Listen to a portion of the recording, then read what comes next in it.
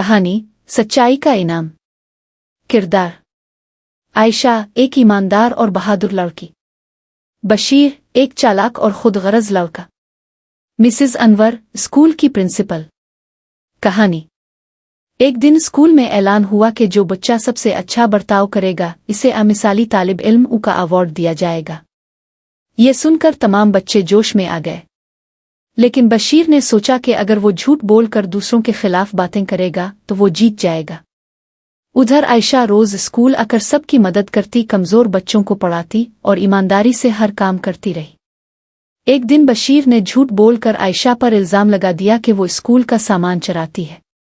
Principal Mrs Anwar ने दोनों को बुलाया और तफसील से बात की। आयशा ने निहायत सुकून से सच बोला, जबकि बशीर की बातों में तजाद था। मिसेस अनवर ने तहकीक की और आखिरकार सच सामने आ गया। आयशा बेगुनाह निकली और बशीर को सबके सामने मुआफ़ी मांगनी पड़ी। अवार्ड के दिन प्रिंसिपल ने ऐलान किया, आयशा न सिर्फ एक मेहनती तालिबा है बल्कि सच्चाई, हिम्मत और किरदार की मिसाल भी है। इखलाकी सबक।